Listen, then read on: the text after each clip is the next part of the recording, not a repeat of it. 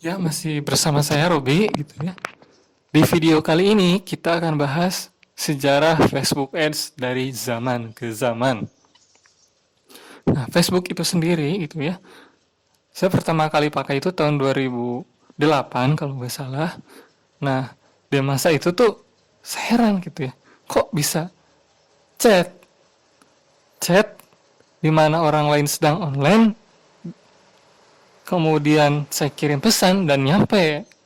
Hal itu kan buat saya yang pengguna SMS, kok bisa ya dengan teknologi seperti itu bisa menyampaikan pesan tanpa biaya, walaupun ada biaya internet ya, biaya warnet waktu itu.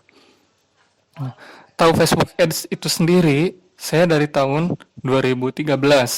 Di tahun itu saya belajar dari seorang guru ya, namanya Pak JM Susanto. Waktu itu tuh online course dan dijual dengan harga 150.000. Waktu itu tuh nama websitenya kayak dari bisnisinternet.com. Saya masih ingat.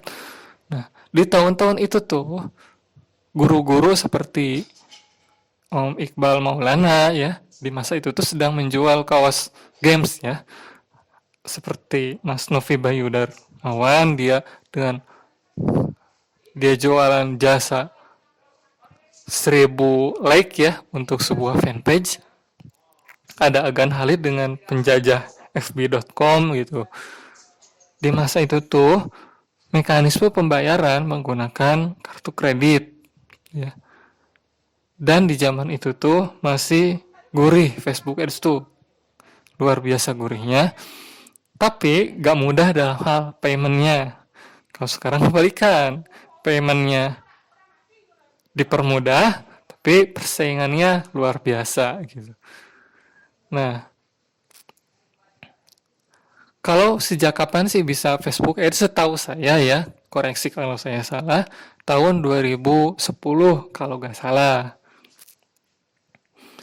Waktu itu seperti, ya kalau saya ini Christina Lee ya, Ci Christina tuh main Facebook Ads tuh kata dia seperti keran gitu ya, keran uang gitu. Running 1 juta tuh bisa dapat 10 juta. Nah, di waktu itu gitu saya masih kuliah dan saya tidak mempraktekannya sejujurnya. Kenapa? Karena harus menggunakan kartu kredit. Kartu kredit itu sendiri buat saya takut.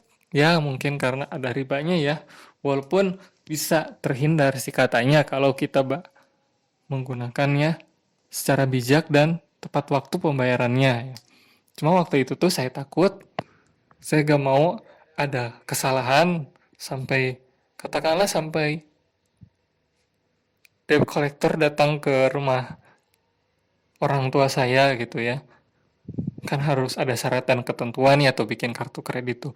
Makanya waktu itu tuh saya tidak praktek dan sibuk perkuliahan juga, sekedar tahu doang.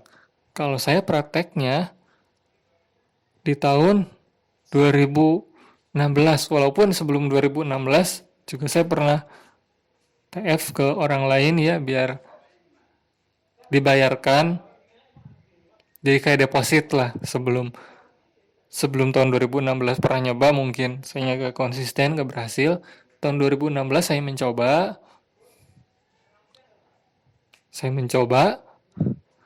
pakai via bank transfer, dan waktu itu sampai Facebooknya itu udah kerjasama dengan Bank Mandiri. Cuma karena sibuk kuliah, saya juga gak fokus. Orang tua pengen saya lulus dulu, biar ijazah S1 katanya. Ya sudah, saya kejar dulu ridho orang tua. Nah, di tahun 2016 itu sendiri masih bagus. Kalau apa pengamatan di saya yang dirasakan di saya dan saya lihat di teman-teman saya. 2016 masih bagus. Bagus itu dalam hal tingkat persaingannya lah gak terlalu berdarah-darah. 2016 bagus, 2018 masih bagus. Agak sedikit goncangan tuh 2019 kalau yang saya lihat di beberapa orang gitu ya, walaupun gak semua kayak gini. Ini kan lingkup pertemanan tuh beda-beda ya. Entah itu pertemanan ataupun produk yang dimainkan. Itu ya. Itu disclaimer dari saya. Nah, 2019 tuh ada sedikit goncangan gitu ya. Dimana goncangannya itu tidak segurih tahun-tahun sebelumnya. Dari mulai algoritmanya, batasan dari apa yang boleh dan apa yang tidak boleh. Nah, ya dari sejak 2019 itulah ke 2020 di mana badai Ads Manager sampai ke tahun 2021